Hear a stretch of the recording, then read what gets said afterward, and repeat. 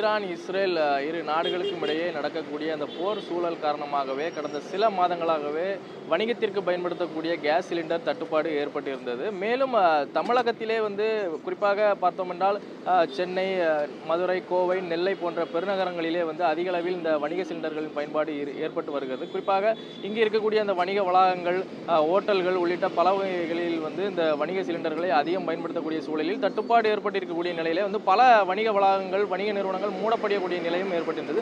தற்பொழுது நேற்று முதல் ஏற்கனவே 3250 ரூபாய்க்கு விற்பனை செய்யப்பட்டு வந்த அந்த வணிக சிலிண்டர் தற்பொழுது 1000 ரூபாய் ஏற்றி 4350 ரூபாய்க்கு விற்பனை செய்யப்பட்டு வருவதாலே இந்த தற்பொழுது இந்த கலக்கமான சூழ்நிலையிலே கடை நடத்தி வரக்கூடிய அந்த ஓட்டல் உரிமையாளர்களுமே தற்பொழுது வேதனை அடையக்கூடிய நிலையை சந்தித்து வருகிறார்கள். இந்த நிலையிலே நெல்லை பாளையங்கோட்டை பகுதியிலே இருக்கக்கூடிய நாம் நின்று கொண்டிருக்கக்கூடிய இந்த டீ கடையிலே 15 ரூபாய்க்கு தற்பொழுது அந்த டீ ஆனது விற்பனை செய்யப்படுகிறது. முன்பே 10 ரூபாய்க்கு விற்பனை செய்யப்பட்ட அந்த டீ தற்பொழுது 15 ரூபாய்க்கு ஏற்றம் செய்யப்பட்டிருக்கிறது. 12 ரூபாய்க்கு விற்பனை செய்யப்பட்ட காஃபி தற்பொழுது 17 ரூபாய் விற்பனை செய்யப்படக்கூடிய நிலை இருக்கிறது. வடை விலை, அதாவது முன்பாக 10 ரூபாய்க்கு விற்பனை செய்யப்பட்டு வந்திருக்கிறது. தற்பொழுது அதை அதிக விலை ஏற்ற முடியாத சூழலாக இருப்பதால் அந்த வடையின் அளவை சுருக்கி இருக்கிறார்கள். மேலும் இங்கே அந்த கடையின் உரிமையாளர் இருக்கிறார், அவரிடத்தில் கேட்கலாம். சார் வணக்கம். நீங்கள் கடந்த பல ஆண்டுகளாக இந்த பகுதியில் கடை நடத்தி வருகிறீர்கள். ஆமாம், இந்த நிலையில் இந்த சிலிண்டர் தட்டுப்பாடு ஏற்பட்டிருக்கு. இப்போ விலையேற்ற சூழ்நிலை இருக்குது. எவ்வளவு பொருட்களுக்கு என்னென்ன விலை ஏற்றிருக்கு? முதல்ல டீ 10 ரூபாய்க்கு விற்றுக்கிட்டு இருந்தோம்.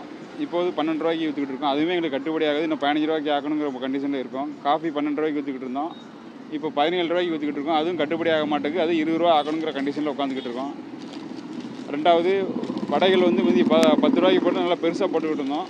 12 ரூபா ஆக்கணும். 12 ரூபா ஆக்கினா சேல்ஸ் ஆகாது அப்படிங்கிறதுனால 10 ரூபாய்க்கு இப்போ விற்றுக்கிட்டு இருக்கோம். பாதிப்பு சந்திச்சிருக்கு. அதனால் பாதிப்புனால மக்கள் ஏகப்பட்ட பேர் நம்ம மேலே கோபத்தில் இருக்காங்க. வடைகளும் அவ்வளோவா முன்ன மாதிரி சேல்ஸ் ஆக மாட்டேங்குது. ஏற்கனவே பார்த்தோம் என்றால் தொடர்ச்சியாக இப்போ கேஸ் சிலிண்டர் தட்டுப்பாடு ஏற்பட்டிருக்கக்கூடிய நிலையில் தற்பொழுது அந்த எண்ணெய் விலையின் உயர்வும் அதிக அளவில் இருக்குது.